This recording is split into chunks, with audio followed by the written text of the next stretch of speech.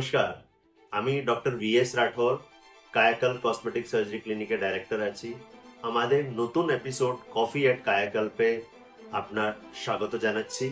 আজকে আমাদের সঙ্গে আছেন মিস্টার পবন দাস। নমস্কার। উনি আমাদের কাছে হেয়ার ট্রান্সপ্লান্ট করিয়েছিলেন গত বছর 14 অক্টোবর 2023-এ। আর আজকে ওনার 5 মাস হয়েছে। আর আমরা অ্যারাউন্ড 3980 গ্রাফটস লাগিয়েছিলাম।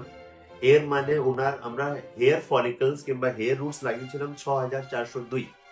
তো ওটা মেনলি ফ্রন্টাল এরিয়াতে ছিল আর ওনার মেল প্যাটার্ন বল্ডনেস টাইপ 4 ছিল।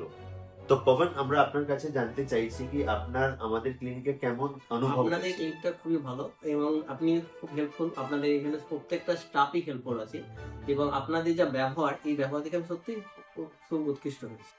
ঠিক আছে।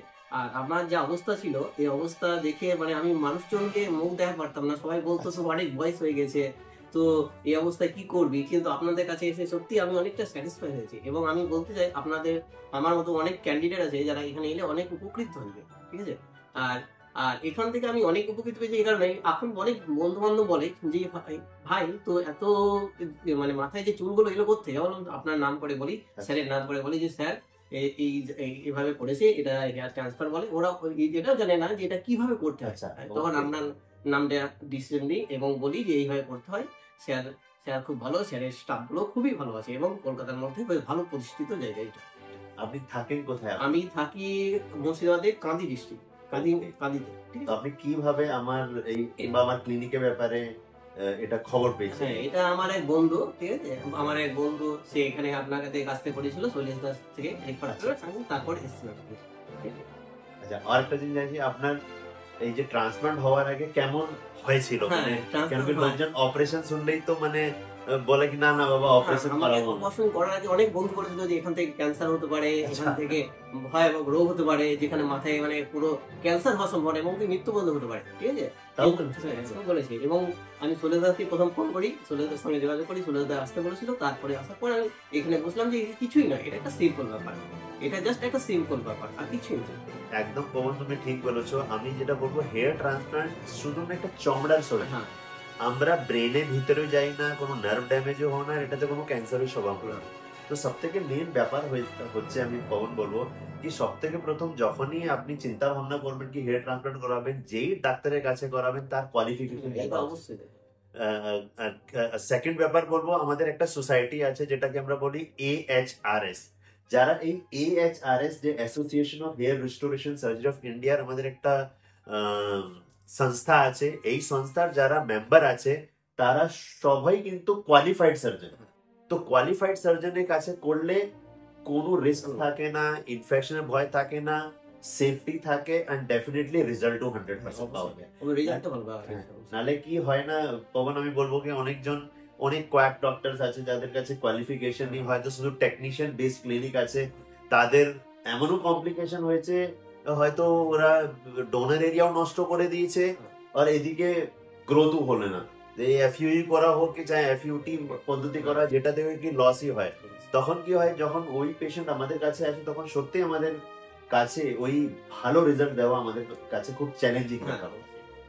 আচ্ছা, আরেকটা জিনিস জানতে চাই, আপনার এখন কেমন লাগছে এই হেয়ার? অবশ্যই ভালো লাগছে এবং অনেকটা চুল পাওয়ার আমাকে নিজের খুব ভালো মনে হচ্ছে। ঠিক আছে। এটা আমার মানে অনেকটা কৃতিত্ব আপনার স্যারের জন্য। ঠিক আছে। আপনার জন্য এটা কৃতিত্ব, কারণ আমি বুঝতে পারিনি যে আমার এই যে অবস্থা, মানে অনেক বন্ধু বান্ধব বলতো যে ভাই তোর অনেকটা বয়স হয়ে যাচ্ছে, বয়স মতো লাগছে, মাথায় টাক পড়ে গেছে, কি করবি এখন? কিছু করার নেই, কিন্তু আপনার যখন সাজেশন পেলাম তখন দেখছি এখানে খুব উপকৃত হলো আমি।